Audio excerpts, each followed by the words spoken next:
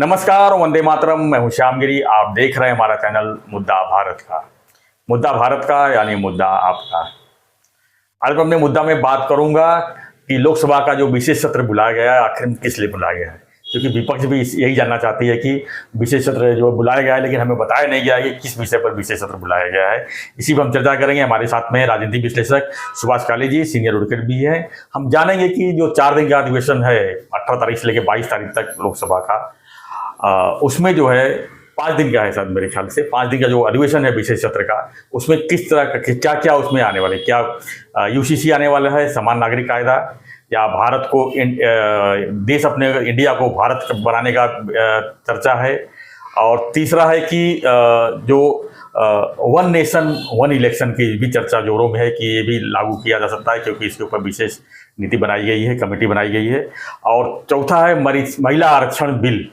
क्या क्या इसमें होने वाला है, इसी पर हम जानेंगे हमारे सहयोगी सुभाष काले जी से। सर, आपका स्वागत है। आपने सुना ही होगा कि 4 दिन का 5 दिन का जो है विशेष सत्र बुलाई गई है लोकसभा की 18 से 22 जी, उसके ऊपर भी काफी हंगामा हो रहा है। क्या लगता है कि जो चर्चाएं हैं उसमें कितना दम है? मतलब जो 4-5 विषय को लेकर चर्चा है, वन नेशन वन इलेक्शन, महिला आरक्षण बिल, यूसीसी, तो ये सब चीजें होनी है, क्या लगता है आपको? ऐसा करते हैं, आप एक एक विषय बोलते जाओ, उसके ऊपर मैं मेरी कमेंट देते रहूं। एक सबसे पहले तो यूसीसी, समान नागरिक कायदा, मतलब आपका कहना है क्या उसके ऊपर बिल आ सकता है? जी, अभी देखो, समान नागरिक कायदा के बारे में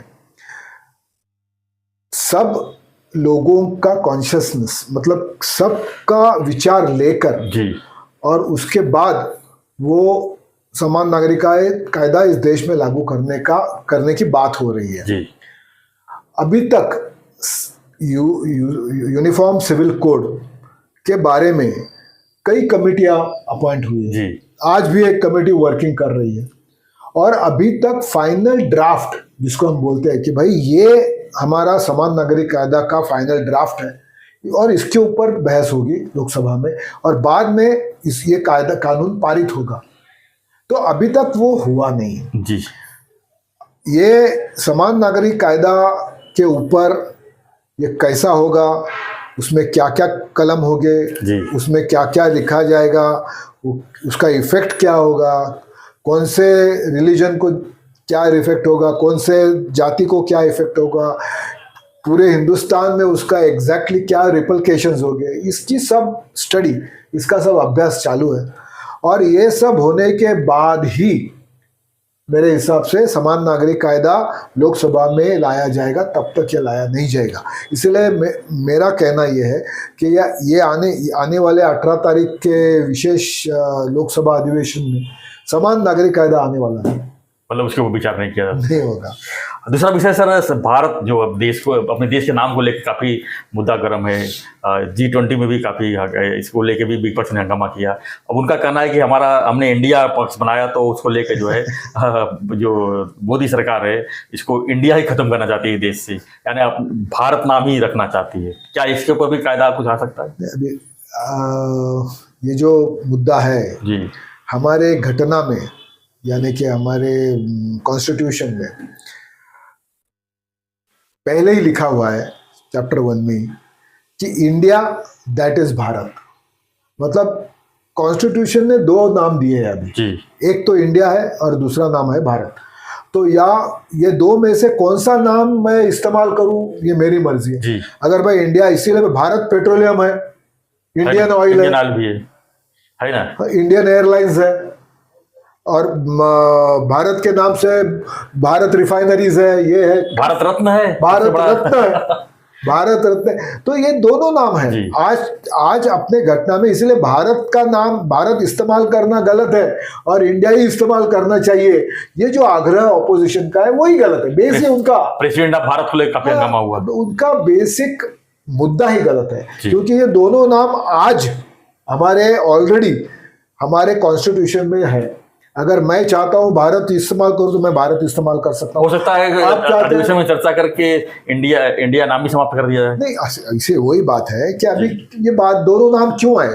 जब ये हमारी राज्य घटना परम पूज्य डॉक्टर बाबा साहब आम्बेडकर जी के चेयरमैनशिप पर जब तैयार हो रही थी, उस वक्त भी नाम क्या होगा, भारत या इंडिया, इसके ऊपर काफी बहस हुई जी। कुछ लोगों का कहना था कि भारत नाम रखना चाहिए, कुछ लोगों का कहना था नहीं इंडिया नाम रखना चाहिए, और बाद में सब लोगों ने मिलकर तय किया कि इंडिया दैट इज भारत, ऐसा करते हैं, यानी कि दोनों नाम रखते हैं। अभी सवाल ये होता है कि ये जो हमारा भारतवर्ष है, ये हमारा देश है, इसका नाम क्या था पहले से? जी। तो 5000 साल पहले से इस देश का नाम तो भारत था। ये अभी कोई मतलब कहने की बात नहीं है, यहाँ सब जानते हैं कि भाई ये नाम कहाँ से आया। शकुंतला और इनका पुत्र है ये, और राजा भरत, और राजा भरत ने तो पूरे भारतवर्ष का निर्माण किया, और तब से इस देश को भारत कहा जा रहा है। नहीं तो महाभारत मतलब महा इंडिया होता है। हाँ, तो महाभारत इसीलिए कहा जाता है ना, ये भारत के ऊपर जो लिखा गया वो महाभारत है जी। और इसीलिए पुरातन काल से 5000 वर्ष पहले से ही इस देश को भारत ही संबोधा गया है और भारत कहा गया है। तो ये इंडिया बीच में कहाँ से आ गया सर? अभी देखो, जब ये हुआ, जब मुगलों का आक्रमण हुआ, या तो फिर टर्किश तुर्कस्तान से आए और हमारे देश, उनके हिसाब से यहाँ कौन रहते थे? हिंदू जी। इसलिए उन्होंने क्या नाम रख दिया? हिंदुस्तान। तो उन्होंने कभी भारत नहीं कहा, ना तो इंडिया का, वो तो हिंदुस्तान कहते थे कि आक्रमण किस पर करना है? हिंदुस्तान पर करना, क्योंकि यहाँ हिंदू रहते थे, दूसरे कोई रहते ही नहीं थे, हिंदू रहते थे, तो ये हिंदुस्तान था। और जब ब्रिटिश आए जी, इंडस वैली सिविलाइजेशन मतलब क्या है? इंडस यानी जो सिंधु नदी है, और सिंधु नदी के आसपास का जो परिसर है, उसके आजू बाजू का पूरा परिसर, वो उसको सिंधु के, और वो हमेशा अंग्रेजी में सिंधु के बजाय वो इंदुज हो गया और उनका अपभ्रंश हो गया, और इसीलिए वो इंडस वैली, सिंधु का जो हम बोलते हैं, क्या बोलते हैं, घाटी, सिंधु घाटी के जो है उसका उन्होंने क्या कर दिया? Indus valley. और वो इंडस वैली के हिसाब से वहां का एरिया कौन सा हो गया? तो इंडिया हो गया। तो इस हिसाब से ये नाम जो हमको प्राप्त हुआ है इंडिया, ये हमारा नहीं है, ये अंग्रेजों ने, ब्रिटिशों ने हमारे ऊपर थोपा हुआ नाम है। मेरे ख्याल से ब्रिटिश का दिया हुआ नाम अगर मोदी जी निकाल देते हैं तो मेरे ख्याल से अच्छा होना चाहिए, कभी गर्व होना चाहिए हमारे देश की। कभी मुझे यही समझ में नहीं आता है कि ऑपोजिशन वाले हर कोई भी चीज जो हमारे अस्तित्व, हमारे प्रेस्टीज और हमारा स्वाभिमान, इसके बारे में बीजेपी गवर्नमेंट लाने की कोशिश कर, तो इनको क्यों ठेस पहुंचती है? हमेशा समान नागरिक कायदा नहीं चाहिए। अरे भाई, पूरे देश में हर एक को एक कानून लागू करना है? नहीं। भारत नहीं चाहिए, हमारे स्वाभिमान की बात है जी, हमारे देश की स्वाभिमान की बात है, हमारे परंपरा की बात है, हमारे कल्चर की बात है, नहीं चाहिए। कश्मीर का 370 का मुद्दा नहीं, अरे वो कश्मीर प्रांत भारत का अविभाज्य भाग है और वो हमारा है, और वहां से 370 हटाकर वो हमारे साथ एक अच्छे से मिलाप करना जरूरी है? नहीं चाहिए। सीएए कानून आया, वो किसके लिए था? कि जो माइग्रेंट्स है, हिंदू जो हमारे देश में, अफगानिस्तान हो या पाकिस्तान हो या बांग्लादेश हो, और वो अपने हमारे यहाँ आए हैं, तो हमको उनको नागरिकत्व देना नहीं चाहिए? बिल्कुल देना चाहिए। हमारे लोग हैं वो, तो उनको नागरिकत्व देते तो भी इनको अपोज करते हैं।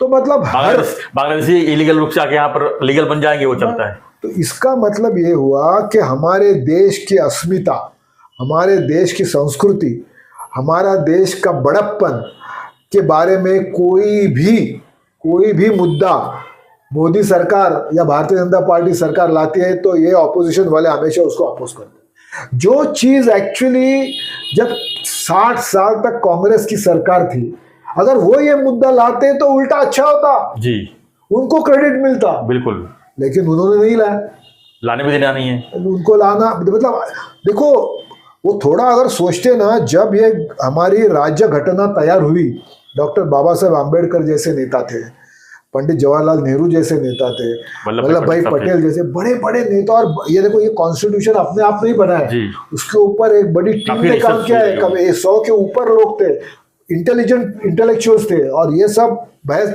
और उस बार ये सब मुद्दों की चर्चा हुई है। जैसे कि अंबेडकर जी ने कहा है कि ये सब जो मुद्दा है, रिजर्वेशन का भी मुद्दा, उन्होंने तो 10 साल के लिए रिजर्वेशन रखा था जी, अभी भी चालू है। 100 साल हो गए होने को आया तो भी चालू। Common civil code, uniform civil code, वो तो उसी वक्त लाना चाहते थे। पंडित जवाहरलाल नेहरू भी चाहते थे, डॉक्टर बाबा साहब आम्बेडकर भी लाते थे और कई नेता चाहते थे, तो नहीं आया। तो उन्होंने ऑलरेडी उसमें घटना में डाला हुआ है कि जल्द से जल्द वो लाया जाए। कांग्रेस ने लाया? नहीं लाया। तो जो उनके ही नेताओं ने जो तय किया था, जो उनके ही नेताओं ने जो एजेंडा बनाया था, वो एजेंडा भी उन्होंने लागू नहीं किया। उनके जो एजेंडा है उनका, वो बीजेपी कर रही है। मेरा तो उल्टा कहना है कि जो एजेंडा कांग्रेस को लेना चाहिए था, जैसे कि 370, ये 370 के बारे में भी लिखा हुआ था कि it is going to be a temporary, वो टेम्पररी था, लेकिन उन्होंने कभी ये किया ही नहीं। तो ये सब एक्चुअली वो कांग्रेस का एजेंडा जो उनको करना चाहिए था, उसके वो हमेशा खिलाफ रहे। बीजेपी का तो और जनसंघ के वक्त से उन्होंने तो जो कहा है, भाई 370 कलम रद्द करो, यूनिफॉर्म सिविल कोड लाओ, राम मंदिर बनाओ, भारत वर्ष और भारत नाम ये करो। ये पहले का एजेंडा है, आज का नहीं है जी। पिछले जनसंघ जब स्थापन हुई थी तब से यही एजेंडा है और उसके ऊपर हम अमल कर रहे हैं। जो कांग्रेस को करना चाहिए था वो हम कर रहे हैं। अब आते सर अगले एजेंडा के ऊपर, 1 नेशन 1 इलेक्शन। इसमें पूर्व राष्ट्रपति रामनाथ कोविंद जी के अध्यक्षता में जो है कमेटी बनाई गई है, क्या लगता है ये भी चर्चा होगी स्पेशल अधिवेशन में? नहीं होगी।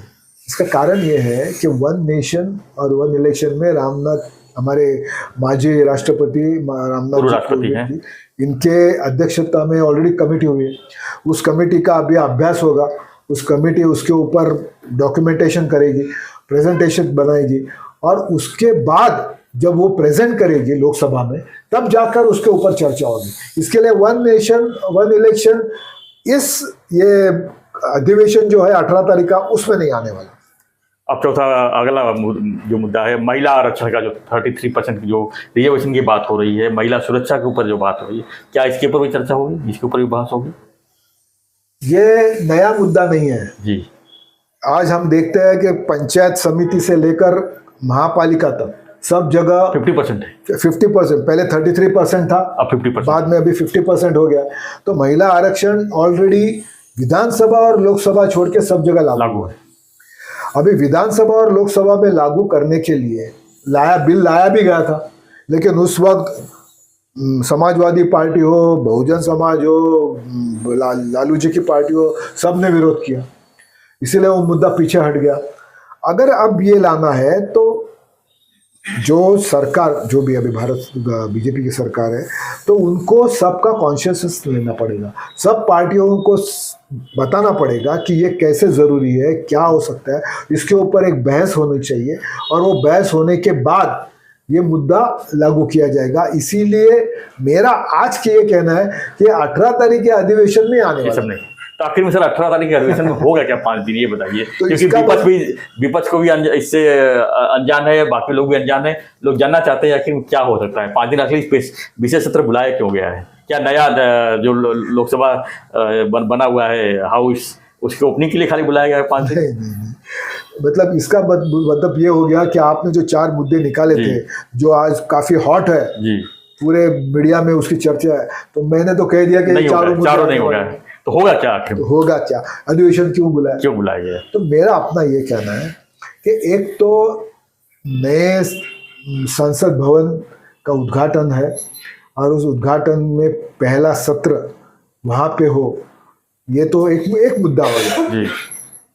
लेकिन फिर ये मुद्दा के ऊपर 5 दिन का सभागृह क्या करेगा? हाँ, और एक दिन भी हो सकता था। तो मुझे जो लग रहा है वो मैं अभी बता देता हूँ कि उसमें क्या क्या आ सकता है। मेरे हिसाब से मुझे जो लग रहा है कि आज हमारे देश में सबसे ज्यादा प्रॉब्लमैटिक इशू कौन सा है जो हमने देखा, लोग थोड़ा भूल गए आज जी, लेकिन मणिपुर जल रहा था, वहां पे काफी है। और ये मणिपुर का जो इशू है, ये मणिपुर के इशू के पीछे भी कॉन्स्टिट्यूशन का सेक्शन है, कलम है। और ये मुझे ऐसा लग रहा है कि ये मणिपुर इशू जो इतने सालों से प्रॉब्लम क्रिएट कर रहा है, 3 जमात है, नागा है, कुकी है और मैथिली है। हाँ। ये तीनों के बारे में फैसला करके सही ढंग से फैसला करने की जरूरत है। और मुझे ऐसा लग रहा है कि ये अधिवेशन में मणिपुर के विषय पर जरूर बहस होगी और कुछ न कुछ बदलाव होगा, वहां पे बदलाव होगा। जैसे कि कश्मीर में हुआ था जी, 370 कलम रद्द किए।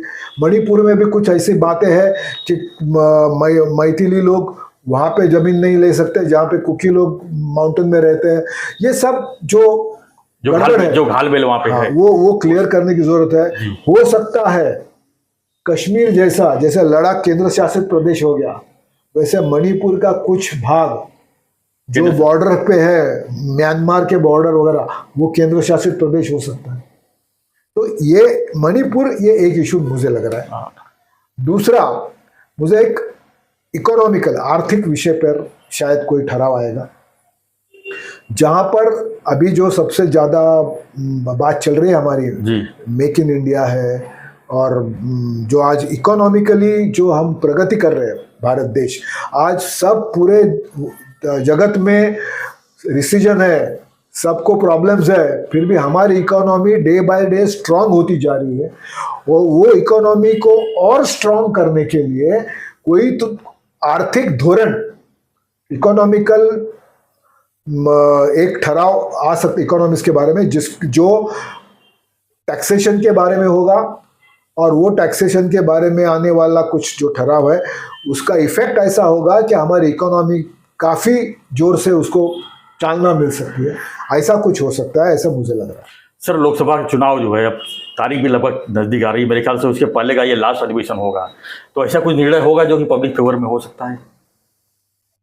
मैंने कहा ना कि देखो, Modi ji as a prime minister का एक ही एजेंडा है, सबका साथ, सबका विकास और सबका विश्वास। और अपने देश के खातिर वो ये सब करने वाले हैं। अभी तक आपने देखा, अभी 9 साल के ऊपर हो गए मोदी जी का प्राइम मिनिस्टरशिप को, एक भी मुद्दा, हर एक मुद्दा मैं कहूँगा कि हर मुद्दा ये देश के हित का ही उन्होंने लाया हुआ है।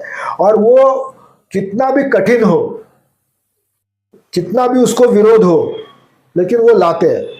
वो अभी देखो, किसानों के लिए भी एक कानून बना था, लेकिन दुर्भाग्य से उसको इतना विरोध हो गया पंजाब हरियाणा का और उस तरफ से कि वो उनको पीछे लेना पड़ा।